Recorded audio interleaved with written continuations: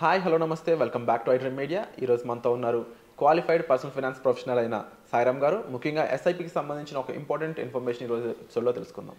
Hi sir. Hi Virat. Sir, ఎస్ఐపికి సంబంధించి previous ఎపిసోడ్లో కొన్ని బెటర్ మనం రిటర్న్స్ తీసుకోవడానికి ఏం చేయాలో కొన్ని స్ట్రాటజీస్ చెప్తా అన్నారు కదా, వాటిలో అలాంటి స్ట్రాటజీ ఏదైనా ఈరోజు ఎపిసోడ్లో కాస్త మెన్షన్ చేస్తారు?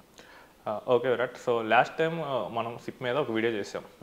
So step up SIP 13th instalment. So ఇది బాగా క్లిక్ అయింది.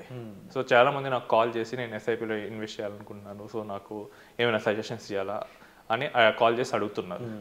సో అందులో కొన్ని కాల్స్ ఎలా ఉన్నాయంటే, సో నేను చాలా రూరల్ ఏరియాస్ నుంచి కాల్ చేస్తున్నాను, సార్ నేను ఎస్ఐపిలో ఇన్వెస్ట్ చేయాలని అనుకుంటున్నాను అని చెప్తున్నారు. సో ఫస్ట్ సింపుల్గా నేను ఎస్ఐపి అనేది ఒక ఇన్వెస్ట్మెంట్ ప్రోడక్ట్ కాదు. సో ఎస్ఐపి అనేది investment mode. Okay. So for example మనం పోయి పోస్ట్ ఆఫీస్లో ఆర్డీ కడుతుంటే మనం నెల నెల కడుతుండొచ్చు, అవును, చిట్ నెల నెల కడుతుండొచ్చు. బట్ ఇక్కడ అండర్లయింగ్ ఇన్వెస్ట్మెంట్ ఏంటి? చిట్ కానీ ఆర్డీ కానీ. అలానే ఎస్ఐపి అనేది ఒక జస్ట్ మోడ్, నెల నెల కట్టే ఒక మోడ్ మాత్రమే. అవును. సో యాక్చువల్ ఇన్వెస్ట్మెంట్ అనేది మ్యూచువల్ ఫండ్. టెక్నికల్గా చూస్తే మ్యూచువల్ ఫండ్ కూడా యాక్చువల్ కాదు, మనం మ్యూచువల్ ఫండ్ ద్వారా ఇన్వెస్ట్ చేస్తాం. సో చాలా మంది ఏంటంటే నెల నెల మనం ఒక పర్టికులర్ మ్యూచువల్ ఫండ్లో ఇన్వెస్ట్ చేసేదాన్ని ఎస్ఐపి అంటాం, సిస్టమేటిక్ ఇన్వెస్ట్మెంట్ ప్లాన్. సో దీనిలో మనం రిటర్న్స్ ఎలా పెంచుకోవాలి? చాలా మంది మోస పద్ధతిలో ఒక 20 years ఎస్ఐపి పెట్టేసి ఎవ్రీ ఇయర్ అదే అమౌంట్ పే చేస్తూ ఉంటారు. సో అలా కాకుండా మనం బెటర్ రిటర్న్స్ ఎలా చేస్తాం? సో ఫస్ట్ ఏంటంటే limited period SIP. So for example ఒక పర్సన్ 20 years పాటు, సో మేబీ 40 years పర్సన్ అనుకుంటే రిటైర్మెంట్ కోసం ప్లాన్ చేశాడు. సో 20 years పాటు ఎవ్రీ మంత్ 20K ఎస్ఐపి చేస్తే ఆయనకు రిటైర్మెంట్ కార్పస్ ఒక 1.8 crores వస్తుంది. సో ఎజంప్షన్ 12% రిటర్న్ అనుకుంటే. సో ఇప్పుడు అదే పర్సన్ కనుక నెలకి 20,000 బదులు 30,000 ఇన్వెస్ట్ చేశాడు, 10 years పాటే చేశాడు. సో అప్పుడు ఏంటంటే 3.6 lakhs పర్ ఇయర్, అంటే 36 lakhs ఇన్వెస్ట్ చేస్తాడు. Next 10 years he left it. So just ఆ ఇన్వెస్ట్మెంట్ అలా వదిలేశాడు, ఇంకేం ఎక్స్ట్రాగా చేయలేదు. సో ఫస్ట్ క్లోర్లో 1.8 lakhs వస్తే సెకండ్ కేసులో 2.1 crore వస్తుంది. సో ఫస్ట్ కేసులో ఏమో ఆయన 48 lakhs ఇన్వెస్ట్ చేశాడు, సెకండ్ కేసులో ఏమిటి జస్ట్ 36 lakhs ఇన్వెస్ట్ చేసింది. ఓకే. సో ఇది లిమిటెడ్ పీరియడ్ ఎస్ఐపి. అంటే 20 ఏళ్ళు పట్టేది 10 ఏళ్ళలోనే సాధించవచ్చు, అది కూడా తక్కువ అమౌంట్తో. సో నార్మల్గా ఏంటంటే మనము దీన్ని మెయిన్గా ఏంటంటే ఇన్సూరెన్స్ వాటిలో వాడుతూ ఉంటారు. ఓకే. సో మీరు 10 ఏళ్ళే కట్టండి, తర్వాత ఒక 10 years లీవ్ చేయండి, లేదా ఒక 9 years లీవ్ చేయండి, ఆ తర్వాత నుంచి ఎవ్రీ ఇయర్ ఇన్కమ్ తీసుకోండి అంటారు. లేదా టర్మ్ ఇన్సూరెన్స్లో కూడా, టర్మ్ ఇన్సూరెన్స్లో ఒక 30 years పర్సన్ ఒక 40 years పాటు, so for example 20K 1 crore policy కడుతుంటే సేమ్ వాళ్ళు ఇంకొక ఆప్షన్ కూడా ఇస్తారు, మీరు 10 years కట్టండి, సేమ్ కవరేజ్ ఉంటుంది, బట్ మీరు 40K కట్టండి. మనకి చాలా ఇంట్రెస్టింగ్గా ఉంటుంది. సో నేను 40K అంటే 4 lakhs కట్టేస్తాను, బట్ నాకు 70 years వరకు కవరేజ్ ఉంటుంది. అదే నార్మల్ దాంట్లో అయితే 40 years కట్టాలి. అదే సేమ్ కాన్సెప్ట్ మనం ఇక్కడ మ్యూచువల్ ఫండ్స్లో కూడా ఎస్ఐపిలో వాడుకోవచ్చు.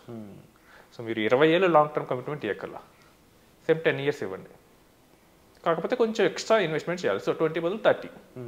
అప్పుడు ఏమంటే ఓవరాల్ ఇన్వెస్ట్మెంట్ తగ్గుతుంది, మనకు వచ్చే రిటర్న్ కూడా చాలా ఎక్కువ ఉంటుంది. ఈ కేసులో అయితే కనుక జస్ట్ మ్యాచ్ అయ్యింది. అండ్ ఇలాంటి ఇన్వెస్ట్మెంట్స్లో ఇంక ఇందులో మీరు స్పెసిఫిక్గా ఎటువంటి స్టెప్ అప్లు ఇవి ఏమీ ఫాలో అవ్వాల్సిన అవసరం లేదు, డైరెక్ట్ మీరు చెప్పిన ఫార్ములా ప్రకారం ఆ అమౌంట్ అట్లా ప్లాన్ చేసుకుంటే వెళ్ళిపోతారు. ఇది లిమిటెడ్ పీరియడ్ అనేది జస్ట్ ఒక స్ట్రాటజీ.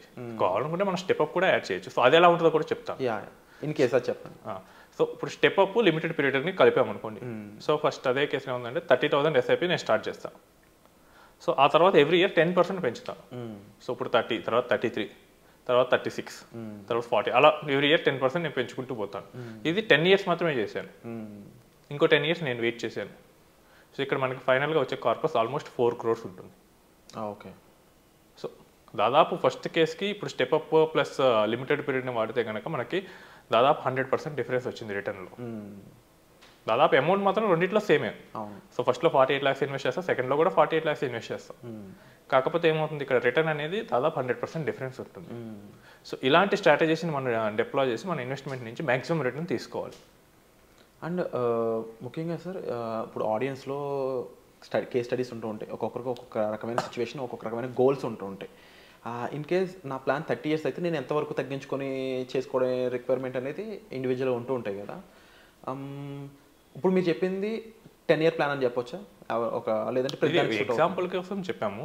సో కావాలంటే 10 years గోల్స్ కూడా మనం 5 years పెట్టుకొని చేసుకోవచ్చు. దానికి సంబంధించిన చిన్న కేస్ స్టడీ ఏమని చెప్తారు? సో కేస్ స్టడీ అంటే ఇది రిటైర్మెంట్కే చేసాము. కాకపోతే సో రిటైర్మెంట్కి ఎలా ప్లాన్ చేసామంటే so 40 years person actually 40 years పర్సనే వచ్చారు. సో ఆయన ఏంటంటే ఆయన గోల్ రిటైర్ అయ్యే టైంకి వాళ్ళ డాటర్స్ మ్యారేజ్ కూడా అవుతుంది అదే టైంకి. సో ఆయనకు వచ్చే రిటైర్మెంట్ బెనిఫిట్స్ అన్నీ కూడా అలానే వాడుకుందాం అనుకున్నాడు. సో ఇక ఏంటంటే తర్వాత పోస్ట్ రిటైర్మెంట్ ఇన్కమ్ ఎలా, సో దానికి చూసింది ఏంటంటే ఆయన ఫైనాన్షియల్స్ మొత్తం చూసి ఆయన రిక్వైర్మెంట్ ప్రకారం he needs almost 2 crores at that time. Okay. So 2 crores కావాలి. సో నార్మల్ సినారియోస్లో చూసినప్పుడు ఏమైందంటే 25,000 per month పెట్టాలి. ఆయన ఏమన్నాడంటే ఏజ్ పెరిగే కొద్దీ ఆల్మోస్ట్ మనకేంటంటే పిల్లలు పెరుగుతున్నప్పుడు వాళ్ళ కాలేజెస్కి ఇవి కూడా వస్తుంటాయి, ఎక్స్పెన్సెస్ కూడా పెరుగుతూ ఉంటాయి. సో ఆయన 50 నుంచి 60కి నేను అంత ఇన్వెస్ట్ చేయలేనేమో అనే డౌట్ రైజ్ చేశారు. సో అప్పుడు మేమేం చేసామంటే సో ఓకే సార్ మీరు అంత చేయకండి, సో ఇప్పుడు 25 చేస్తున్నారు కదా, ఇది పాసిబుల్ టు మేక్ 40 అన్న. ఇప్పుడైతే నాకు పాసిబుల్, నెక్స్ట్ 10 years కూడా నాకు ఇన్కమ్ స్టేబుల్గా ఉంటుంది అని చెప్పాడు. So he invested 40,000 SIP. So 40,000తో మేము 10 years ప్లాన్ చేసాం. సో ఇప్పుడు దాదాపు 5 years కంప్లీట్ అవ్వచ్చింది. సో మార్కెట్ కనుక మనకి బాగానే రైజ్ వచ్చేసింది. సో ఇప్పుడు ఆల్మోస్ట్ అది వచ్చేసరికి 60 lakhs ఉంది కార్పస్. జస్ట్ ఇంకా 1 crore అయిపోతే కనుక ఆయన దాన్ని ఎఫ్డీ చేసేసినా కానీ 10 yearsలో అది ఆటోమేటిక్గా 2 crores అవుతుంది. అండ్ ఇదంతా మీరు అంటే ఫర్ కాలిక్యులేషన్ మూవ్కి అడుగుతున్నాను, ఇదంతా కూడా యావరేజ్గా మనకి 12% బేస్ మీద చెప్పారా? అవునండి, 12% రిటర్న్ మీద చెప్పాం. 12% రిటర్న్ మీద. అండ్ సాయిరామ్ గారు, ఇంకా మీరు ఈ ఫైనాన్షియల్స్లో ఎలాంటి క్వరీస్ని ఎక్కువ డీల్ చేస్తూ ఉంటారు? మీ దగ్గరికి ఎలాంటి ఆడియన్స్ వస్తూ ఉంటారు?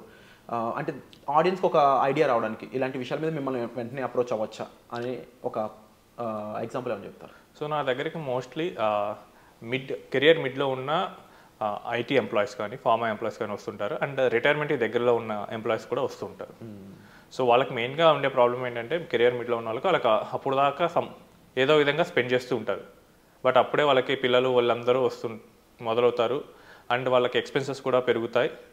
ఇంకా వాళ్ళ ఫ్యూచర్లో సేవ్ చేయాలనే థాట్ వాళ్ళ మైండ్లోకి వస్తుంది. సో అలాంటి క్లయింట్స్ వస్తుంటారు. ఇంకోటి ఏంటంటే రిటైర్మెంట్ దగ్గరకు పడ్డప్పుడు క్లయింట్స్ వస్తుంటారు. సో వాళ్ళకి ఏంటంటే అప్పుడు ఏంటంటే ఇక రిటైర్ అయిన తర్వాత జనరల్గా మోస్ట్లీ వచ్చే వాళ్ళందరూ ప్రైవేట్ క్లయింట్స్, అంటే ప్రైవేట్ ఎంప్లాయీస్ వాళ్ళు. సో వాళ్ళకి పెన్షన్ రాదు. సో రిటైర్ అయిన తర్వాత ఏంటి నా పరిస్థితి? సో రీసెంట్గా మన ఐడ్రీమ్ వీడియోస్ చూస్తే ఒక కస్టమర్ నా దగ్గరికి వచ్చారు. So he retired at December 31st. Okay, last year January 1st నాకు కాల్ చేశాడు. సో వెంటనే నాకు ఇట్లా ఇన్కమ్ ఏమి రాదు, సో నాకు జస్ట్ వచ్చింది ఇదే. ఇన్నాళ్ళు నాకు ఈ థాట్ రాలేదు, బట్ నేను రిటైర్ అవుతున్నప్పుడు నాకు ఈ థాట్ వచ్చింది. నేను ఇంకా ఏం చేయాలని ఆలోచిస్తున్నప్పుడు మీ వీడియో వచ్చింది. సో నా దగ్గర అమౌంట్ మాత్రమే ఉంది, సో ఎలా ప్లాన్ చేయాలి?